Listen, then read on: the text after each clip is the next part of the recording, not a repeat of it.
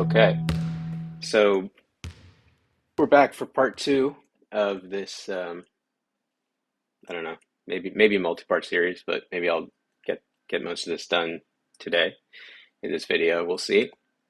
So, as I promised you, we're going to go basically do a deep dive into stats. Um, as you can see here, there's stats. These are the stats. It's a lot of numbers, so obviously I'm going to give some background and stuff like that before we get into it.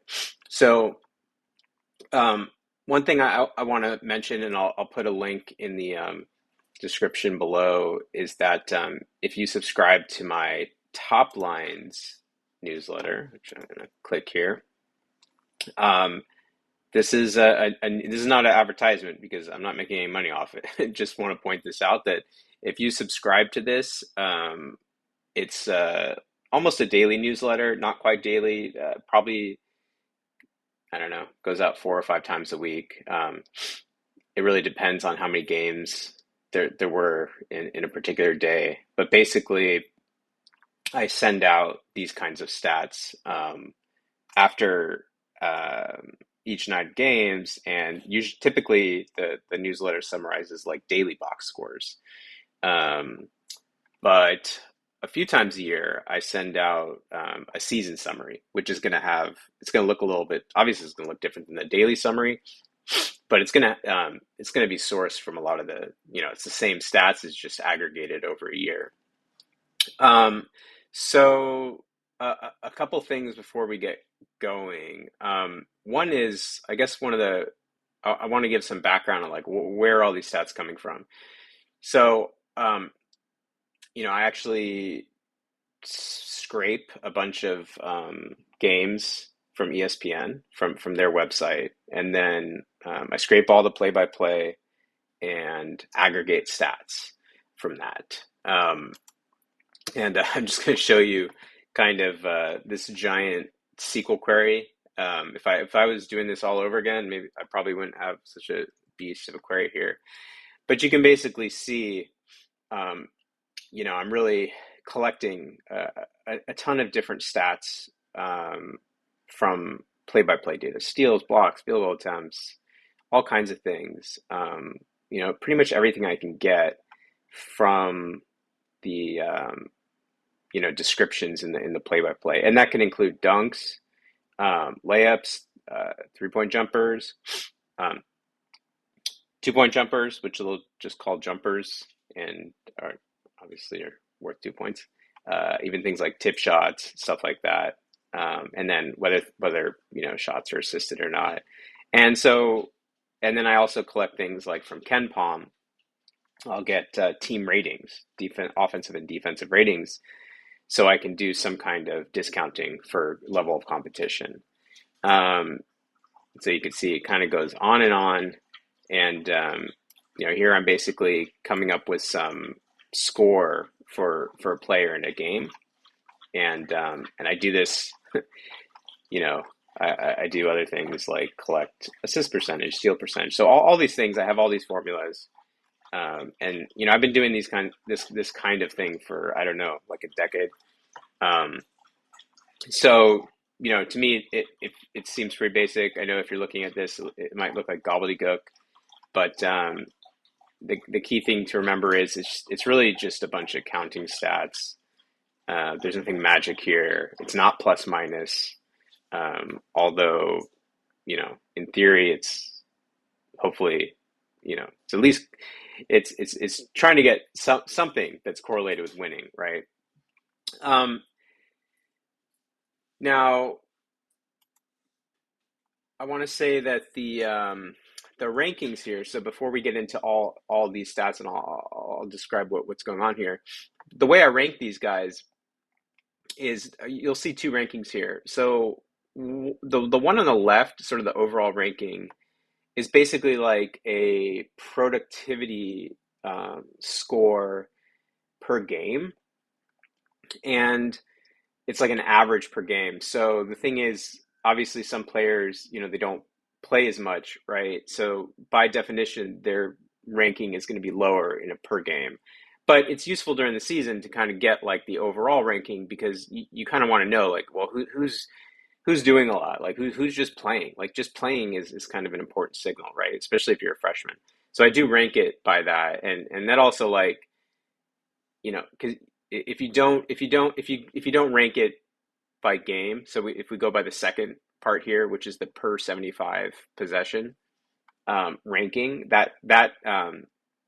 so if a player plays less, it's all controlled for by how the possessions, right? It's like how productive they were per 75 possessions. And to be clear, that's arbitrary. It could be 100 possessions or whatever, but like typically a college game is about 75 possessions. So this is, just like that number is kind of nice to have. Um, Ideally, you'd like to see that the per game ranking and the per 75 ranking are, similar. Like they're both high. So like if we look the top two guys here, Terquavon Smith, right? Both like top 10 rankings either by game or by 75 possessions.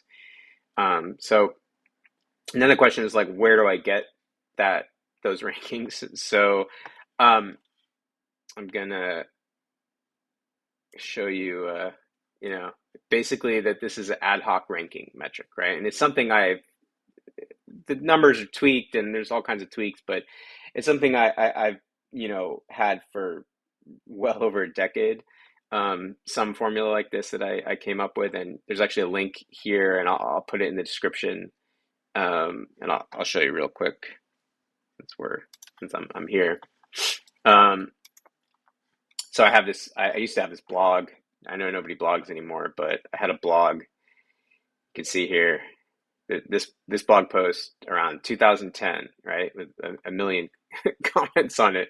But basically, and sorry, the font is all ugly, but I called this easy PM, so easy plus minus. It's not actually like a plus minus, but it's sort of a theoretical plus minus, right? And it's at this time, at that time, it was very popular to come up with these sort of heuristic metrics, sort of analytical metrics, um, not really statistical in the sense of using regression, but sort of, this similar idea to account for who's doing what.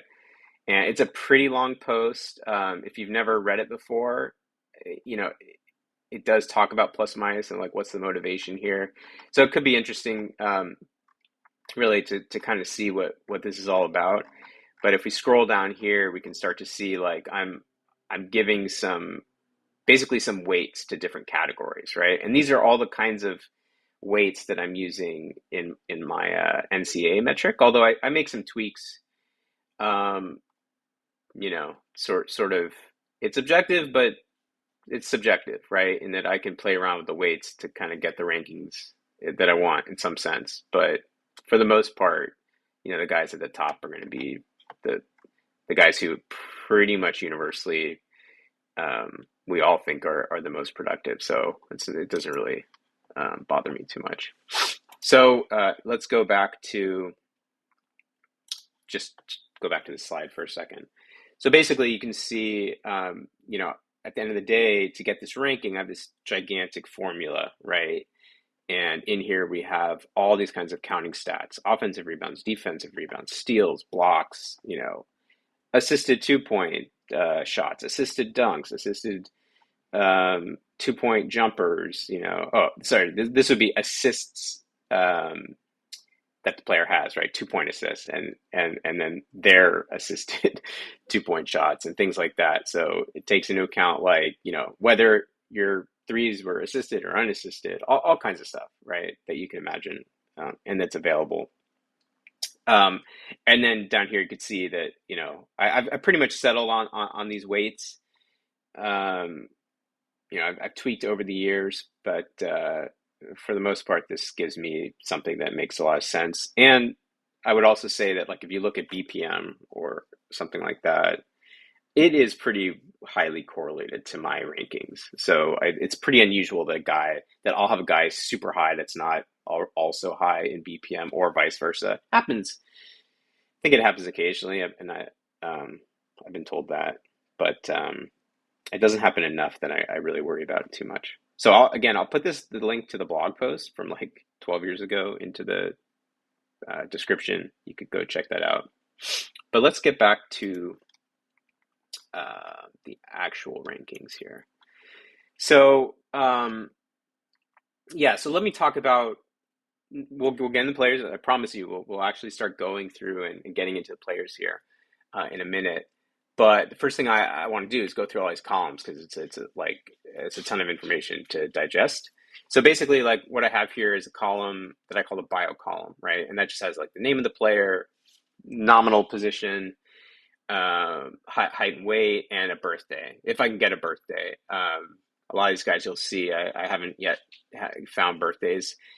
Usually, if you, especially as we get well into the season, or for upperclassmen, if you just Google the name of the player and birthday, um, something will pop up, right away. And if it doesn't pop up right away, then you tend to have to do some digging or ask people who happen to be good at getting birthdays. Um, and then the age here is going to be the age at draft time, right? So as I'm talking here, Turk is obviously younger than this, but when the draft comes around, sometime in June, he's going to be 20. It's assuming the draft is in June. He'll be 20, a little over 20 at that point. Um, Next column, team. So this is a team they played for last year. The strength of schedule is kind of a not a real smart strength of schedule. I think I just like did something with the KenPom ratings, um, or maybe I took points and did like the average of the team's points minus the schedule point or something like that, and did some kind of ranking, or not ranking, but there's some kind of calculation going there. I don't even remember, but so it's not like a perfect metric, but it kind of, it's like a rough idea of the strength of schedule. And I have the win-loss record. I just added this recently. I haven't. I'll send out this in a top lines email soon, but I scraped all the transfers where people are transferring so we can look at. It's probably not perfect because there's a lot of names and I haven't done all the entity, you know, um, matching yet. So it could be off on some of these, but hopefully it's mostly correct. Uh, this column is playing time, how many games, things like that, minutes per game. And this column here is actually summarizing that what I call easy, um, that easy metric. So mu is like an average um, per game and per 75 possessions. So you can see like here this is 14.5 per 75 possessions. So this is the one, if I ever do look at this, which is not that often, um, to be honest, but this is the number I would tend to look at. Um, that seems to be the most useful thing. Um, Sigma is basically a standard deviation of that metric. Um, some players are very variant from game to game, right? And some have much less variance. So it could be interesting to look at. Infinity is like just the max. It's a short way, the infinity norm is like a way of saying the max. So the max that player had in a game. That's kind of interesting because uh, you know top prospects tend to have some amazing games. I remember Anthony Edwards. He had like I think he had the highest max score of anybody in that season. It just showed that like he could, if he goes off, he could really go off. So again, like I don't really focus on it. It's there, could be interesting, but yeah. And then this one's the coefficient of variation, which again, like lower numbers just mean that the player has less variance essentially. So not not super interesting, even to me, not super interesting. So then I have a bunch of the real stats columns. So we have like an efficiency column, and this is like uh, basically breaking down their shooting into different percentages. So we have like a 2 point percentage, we have a layup percentage, mid range. So not everything that's not layups or dunks. I don't bother putting a dunks percentage here. I mean, you can just look at the dunks, and dunk for the most part, dunks. It's always gonna be 90%. I mean, super rare cases. it's going to be less than that. But we don't really need to care that much about dunk percentage unless, and if we do, we'll see it usually in the dunks, and it'll be something that stands out. Um, 3-point percentage and free throw percentage, and then these are the rankings, the percentile rankings of each of those, right? So, you know, go to one that's obvious, like Terquavion Smith. His 3-point percentage is in the 77th percentile. Free throw percentage is in the 40th percentile. Layup percentage is 25th percentile. It's really bad. I guess we'll circle back to that. But yeah, so that's what that column is.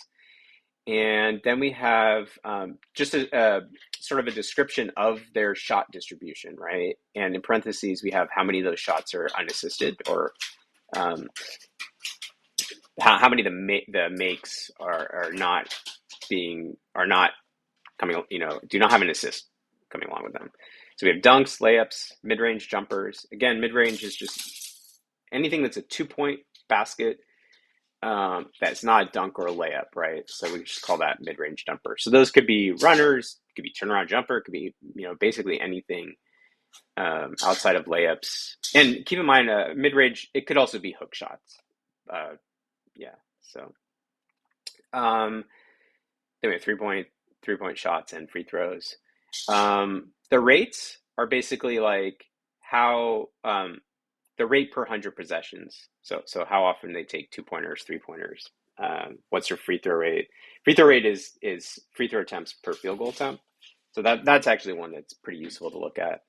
And then usage defined in the usual way. Then we have assists.